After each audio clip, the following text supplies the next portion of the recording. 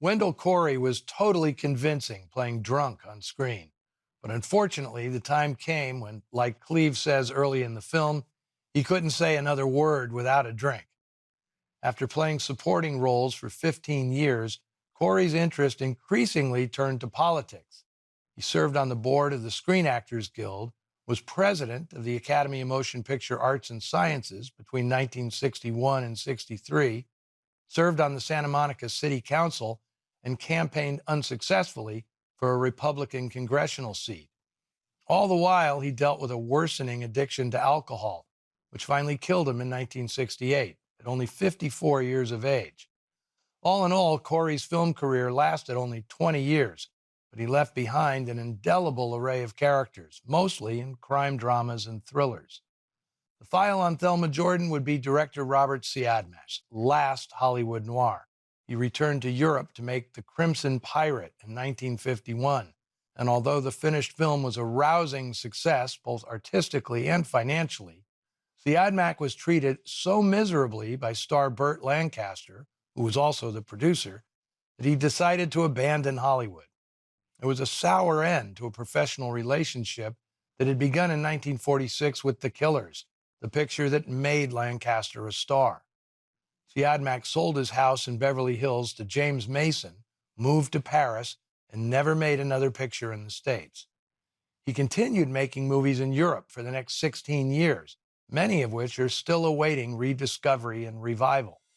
As for Barbara Stanwyck, she was in the midst of a 15-year run filled with noir-stained starring roles.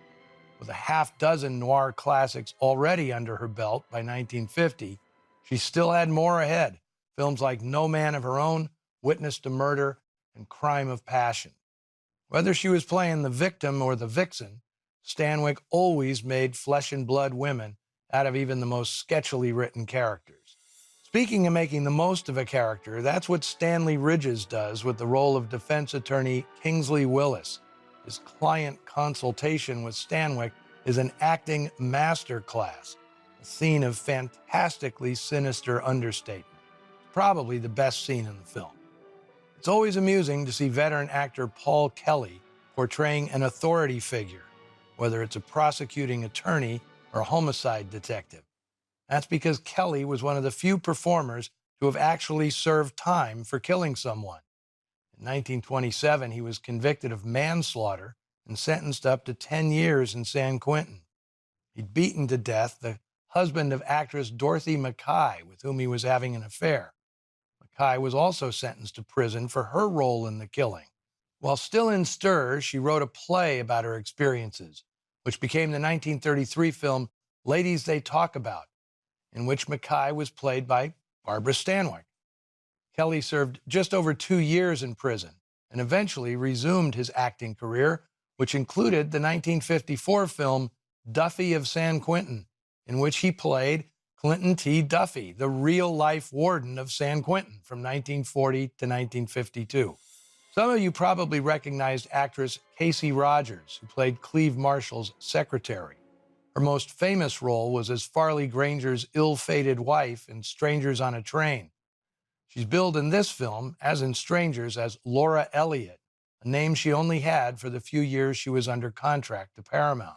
Joan Tetzel turned in a good performance as Cleve's fed-up wife, Pam. Native New Yorker had worked on stage and radio during the 40s, but had just begun her movie career with roles in Duel in the Sun and The Paradine Case.